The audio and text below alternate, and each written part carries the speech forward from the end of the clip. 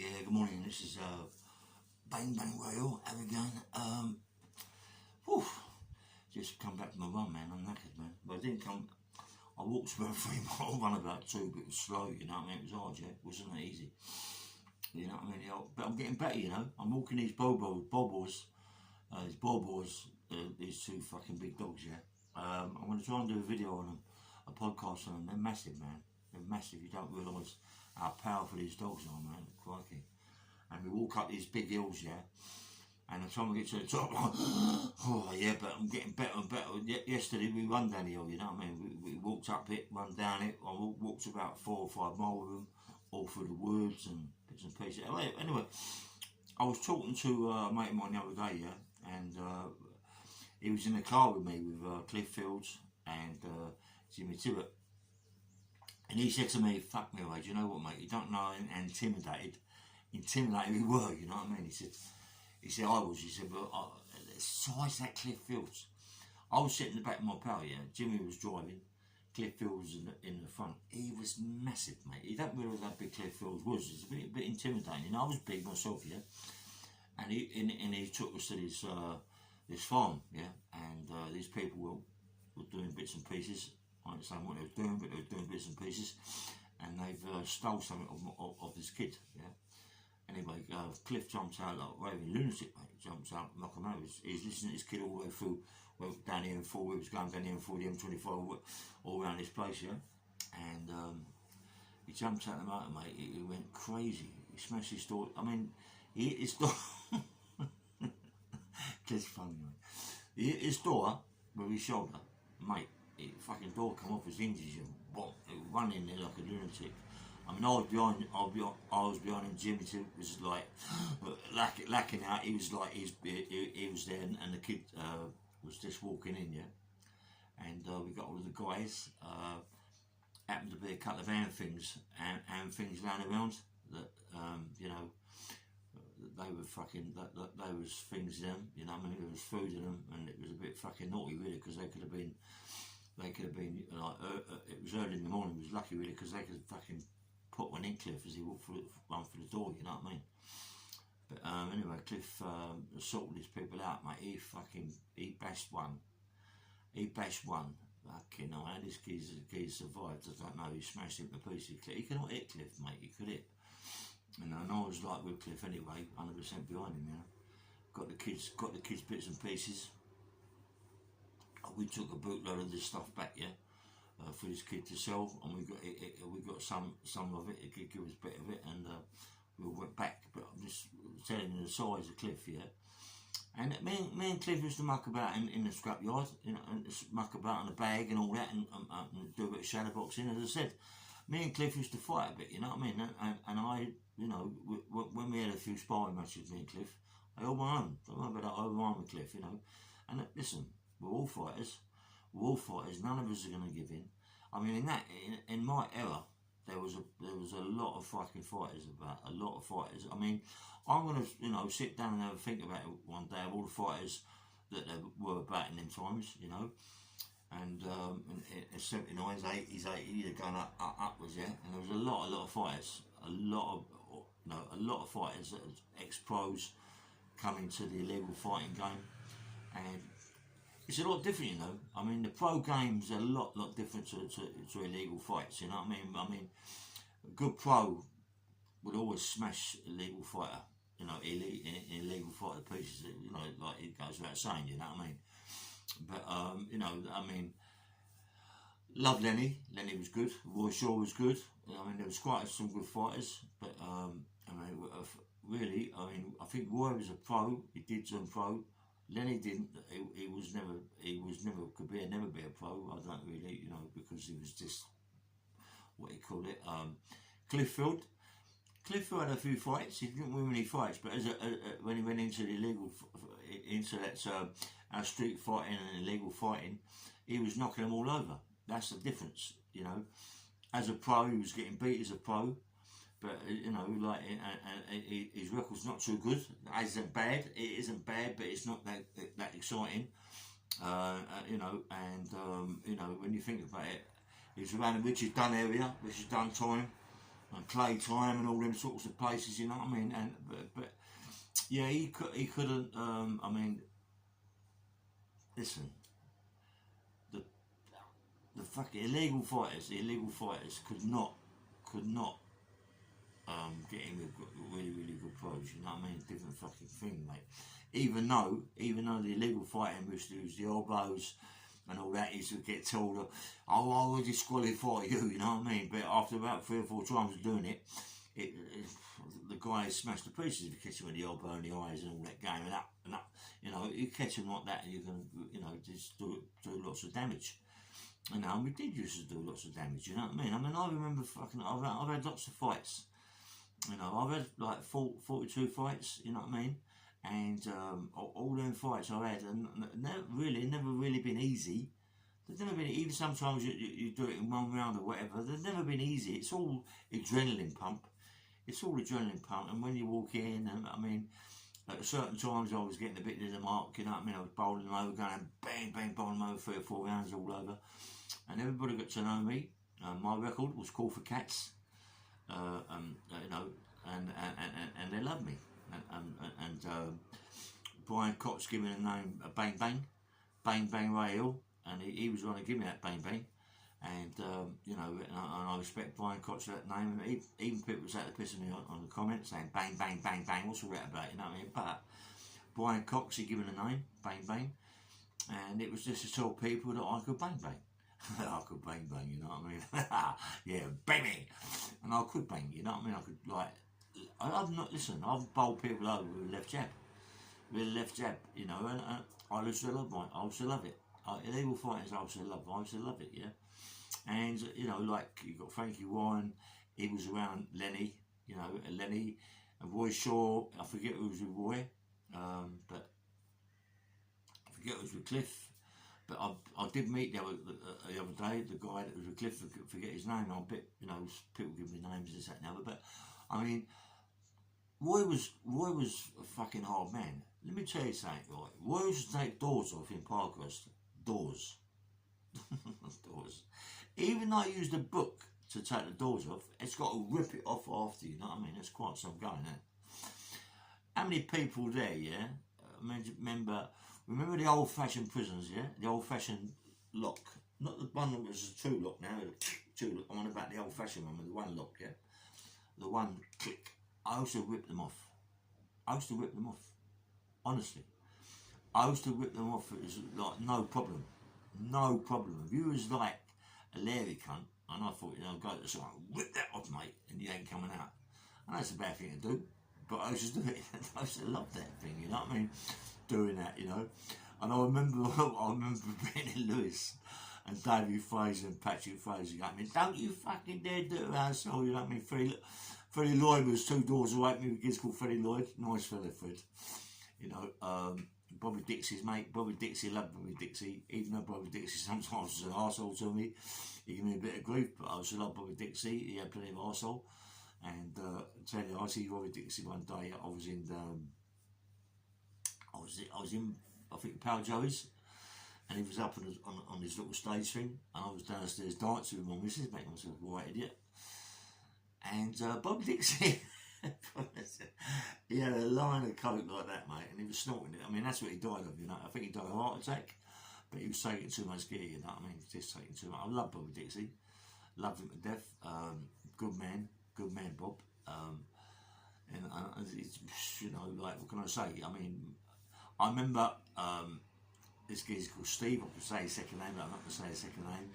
When I was in Maidstone. We had a bit of a Barney. Bobby stuck a nut on me in the when we was going to the yacht play. Sometimes people would like, people do things to you, and you go shake you and you think, fuck me, my baby could do better than that. But you know, he still put a nut on me. He still hurt my nose a bit, made my nose bleed, and so there was a little bit of a Barney about it. I could, you know, the guy was a nice fella. And his brother, nice people, but just left it as it was. When he said leave it, he didn't want to know. But I was sitting in the front of the television, and Bobby Dixie was two chairs back. It was pitch black, And I was with a couple of nice people sitting down the front. And then he went, "Oi, Illy, yeah, I'm going to fucking give you this." Right, he pulled out this big blade, Bob. I turned around, silly really, because I was sitting in front of him, you know what I mean? He could have plunged me like thing. I said, "Bobby Dixie, I'll stick that right up your fucking arse, mate." And after that, I mean, coming to my cell with a few people, I thought it was going to kick off. But he apologised, I apologised. Let me tell you about a funny thing, right? Patrick Fraser and David Fraser was in Maidstone, yeah? And I think it was Patrick or David that got some speed in, right? And this speed, I'm not joking, I wasn't taking drugs anyway, but I did take a little bit of speed just to see what it was like. The whole prison smelt of piss. The old prison smelt of cat piss. My life. The old prison smelt of cat piss. The wing, the wheels and wheel wing, yeah. The whole wheel wing smelt of piss. Unbelievable. This stuff was so fucking strong. Everybody's running around like lunatics, you know what I mean? But in that prison, mate, there were some proper nice people. I mean, Harry Hayward, but his brother was in it, Billy Hayward. Me and Bill was like that in Maidstone. Nice fella, Bill. Nice man. Wasn't flash. He was the family was a proper gangster. Him and Harry, proper gangsters, mate. I mean, you talk about gangsters, they were proper gangsters, you know what I mean? Billy Hayward. A lot of people must know him from South East London. Proper fucking gangsters. I mean, my best mate in there at that time was a guy called Ricky Curley. This geezer could have it, mate. I mean, he looks after his body, good shape, kept himself really fit. Me and him was getting in the gym in Maidstone, and we used to spar every day with Billy Blundell. Bill was only short, but he built it on the fucking chin, mate. I had a few rounds with Billy Blundell one day, and you know, I mean, Bill was very short, very stocky, but when he hit you, mate, he hit you, and he was good with the hooks. I don't know what it is in people that are very shortest, they fucking can really put it together, really hook you. And he was looking me around the arms, fucking made my arm, Vicky Curley, mate. I could have killed Vicky, mate. We used to thing, and we had a thing about not really hitting in the face, you know, not really hitting in the face because it gets out of hand. You start whacking your mates in the face, you know what I mean? I said this around the shoulder area, around the belly, all around that area, and we just hit each other. Listen, I'm a bit slow, you know what I mean? Mate, Ricky, crash. Used to rip me around the shoulders, mate. Made my shoulder. This left shoulder's fucked now. I think Ricky Curley was the one that done it, you know what I mean? Ruined my shoulder. He used to whack my shoulder so much, right? I used to go, "Whoa, that's enough, no more. He used to hit my shoulder, mate, and bruise my shoulder. Fucking hell. You know what I mean? I had to try and go on the weights to pull it up. You know what I mean? It was like, we're stretching for fucking like 20, 30 minutes to pull it up. And he used to really give it. And Bill was the same. I was with Bill, and he was hit me, and he come over, whoop, and he hit me, mate. He hit me on the shoulder. So what, Bill? Whoop. My shoulder's gone. But Ricky was funny, right? I said, "Ricky, cool down on it, right?" And we got in his corner. I had him in the corner. As I pulled back, whoop. I'll give him a right uppercut, Ricky Curley. His legs went shaking. He went, "Fuck off, man." His legs started to shake, you know what I mean? I went, but I didn't mean to do it. I think it was more temper than if it because he hit him on the shoulder. And it, like, he rocked him, you know what I mean? And one fellow I used to like, mate, Ricky Curley, me and it was fit, man. I mean, that time, Billy Blundell had a row with Pat. I think it was Ricky Curley that broke it up. I was with Ricky, broke it up. And me and Ricky, like, stuck like glue. Very close. And they had a marathon around here, mate, in Maidstone. And me and Ricky done the marathon, half marathon. we'd done it in big boots, big army boots, and we'd done it. Me and him finished. He finished well in front of me. Fuck me, man. I was like an old fucking leg, you know what I mean? Even though I was like a bit younger than what I am now, you know what I mean? But he was like gone, mate. He was gone. And then we went in the gym. Me and Rick. I think I'd done 1,000 press-ups or 2,000 press-ups in an hour. Something like that. I can't really remember what it was, but it was in the local paper, Maidstone paper, Maidstone Gazette. Ricky done the same, but he done it sit-ups. Fucking abs. He had abs like that. I mean, you know, there's another guy that had that abs as big as that and was more powerful than any person I've really. I mean, this guy, I'm fucking trying to think of his name now. Anyway, it come to me. I know, sorry, I do that quite a lot. I start a conversation about someone and I forget his fucking name. Vicky Dart, yeah? Vic, mate.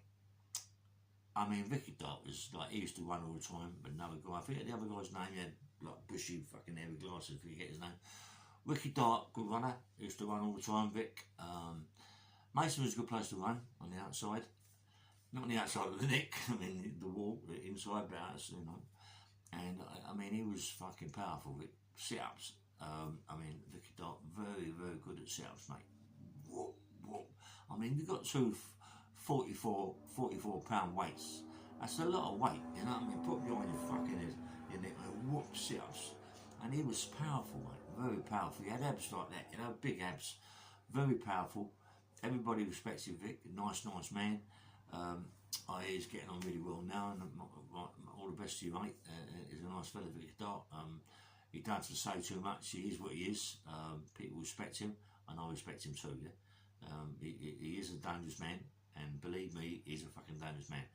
So you know, people got to give him utmost respect. I think he does a bit of what you call it now, like protection work, and best of luck to him. It kicks off, you know. And as I say, he don't muck about it. Vicky Dart, who he is, he don't fuck about. I mean, there was quite a lot of people in there. I know I'm giving names out and this, that, and the other, but that's about the podcast. There's no point in saying this, that, and the other, because people go, "Who the fuck's that?" You know what I mean? But the people that have been in prison, they don't mind about prison. Listen, do you know what? You can go down the road now. Years ago, you go down the road, you might get one person down there that has been in touch with the police. Oh, everybody would be swaying him. Now, you can walk down that same road, there'll be 30 people that have been in touch, been in trouble with the police and been in prison. It's what it is today. The way it is today. People going out of prison like it's going out of fashion. It's like confetti. You know, prison's easy. It ain't hard like it used to be. You know, and that's why people do what they want to do. I've noticed, you know, around my neck, you know, that I'm going to start doing more. I'm going to start doing more incline. Doing more incline for my delts and my upper pecs. And start doing some neck rolls, some neck bridges.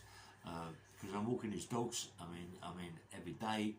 I mean, come on, you're doing like 5-6 mile a day, yeah?